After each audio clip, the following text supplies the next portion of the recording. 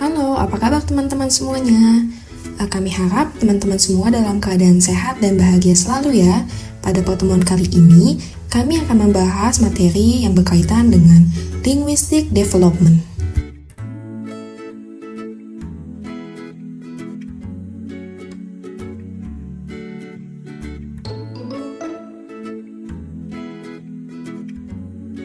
Yang pertama, kita masuk ke definisinya terlebih dahulu.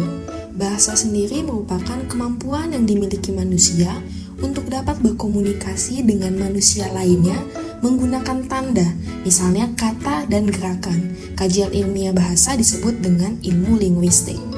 Perkembangan bahasa sendiri pada dasarnya dimulai pada awal kehidupan seorang manusia. Seorang bayi memulai tanpa bahasa, tetapi begitu berusia 4 bulan, bayi mulai dapat membedakan bunyi suara dan mulai mengoceh. Beberapa penelitian telah menunjukkan bahwa pembelajaran awal dimulai dalam rahim saat janin mulai mengenali suara dan pola bicara suara ibunya. Kemudian, kita masuk ke isu teoritis mengenai pengembangan bahasa. Tanpa disadari, lingkungan terdekat anak-anak memainkan peran yang sangat penting dalam perkembangan bahasa mereka. Semakin kaya bahasa yang mereka dengar, maka semakin besar varian kata dan semakin besar juga kompleksitas struktur sintaksis yang diekspos oleh orang lain, sehingga semakin cepat kosakata mereka dapat berkembang. Namun, anak-anak tidak begitu saja menyerap bahasa yang digunakan di sekitar mereka.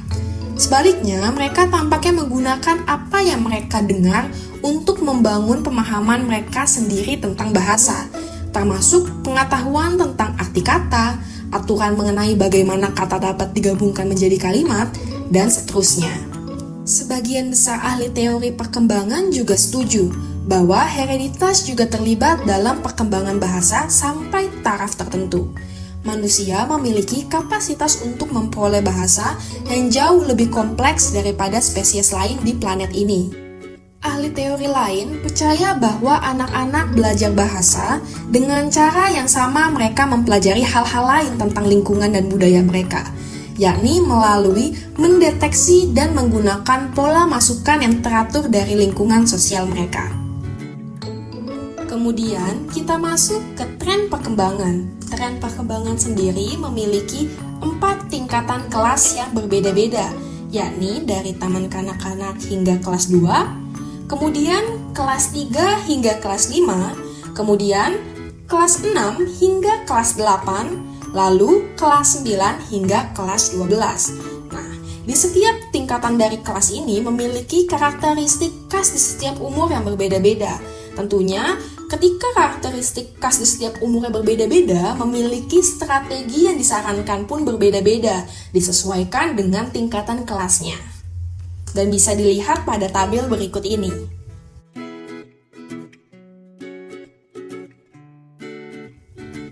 Selanjutnya kita masuk ke bagian keragaman dalam perkembangan bahasa. Keragaman dalam perkembangan bahasa sebetulnya merupakan hasil dari proses biologi. Misalnya, anak-anak dengan gangguan bahasa tertentu berkembang secara normal dalam segala hal kecuali bahasa. Anak-anak ini mengalami kesulitan dalam memahami dan secara mental memproses aspek-aspek tertentu dari bahasa lisan, mungkin kualitas, nada, durasi, atau intensitas suara ucapan tertentu. Seringkali, meskipun tidak selalu, sumber gangguan dapat dilacak pada keturunan atau kelainan otak tertentu. Faktor budaya juga berperan dalam keanekaragaman bahasa. Misalnya, kelompok budaya yang berbeda dapat memelihara dialek yang berbeda dalam bentuk bahasa yang berbeda, yang menjadi ciri kelompok etnis atau wilayah geografis tertentu, dan konvensi sosial yang berbeda untuk percakapan manusia, seperti keterampilan pragmatis yang berbeda-beda. Nah, selanjutnya kita akan membahas tentang second language learning and English language learners, di mana di dalam subjudul ini terdapat topik bilingualisme atau bilingualism dan teaching a second language. Bilingualisme sendiri itu adalah salah satu bagian dari mempelajari bahasa kedua, yang dimana bilingualisme memiliki arti berbicara atau bisa 2 bahasa bahkan lebih secara fasih.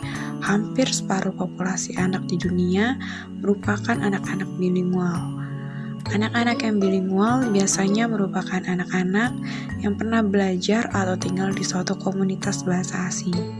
Selain itu, adanya suatu negara yang memiliki beberapa bahasa untuk kesehariannya, seperti Kanada yang menggunakan bahasa Inggris dan Prancis, atau adanya beberapa etnik yang menetap di suatu negara, seperti di Amerika terdapat etnik Cina dan Spanyol. Anak-anak bilingualisme itu tentunya memiliki beberapa keuntungan.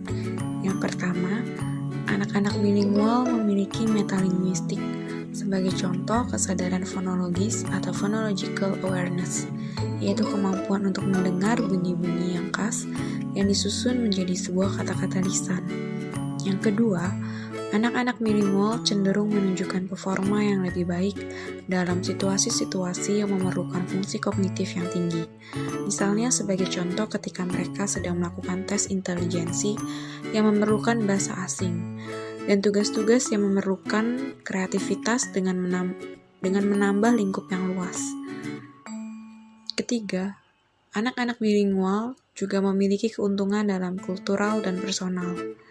Yang keempat, anak-anak bilingual juga memiliki keuntungan sosial di dalam kelas atau suatu komunitas.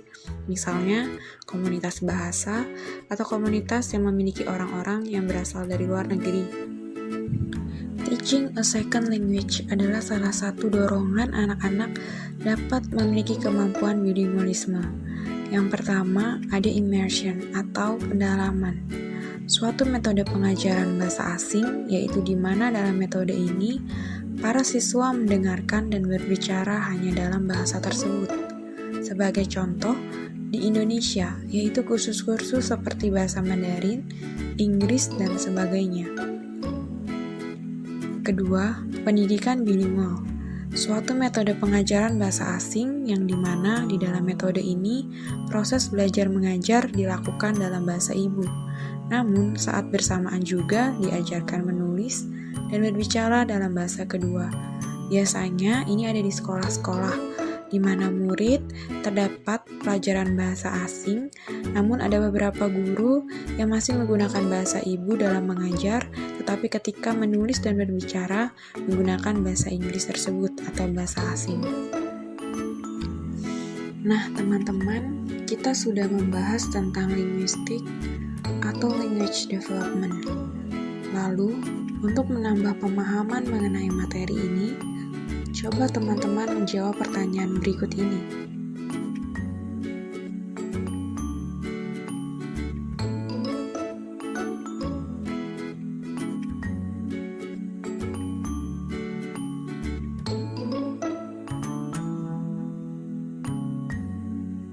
Sekian dari pembahasan linguistik atau language development dari kelompok kami. Terima kasih.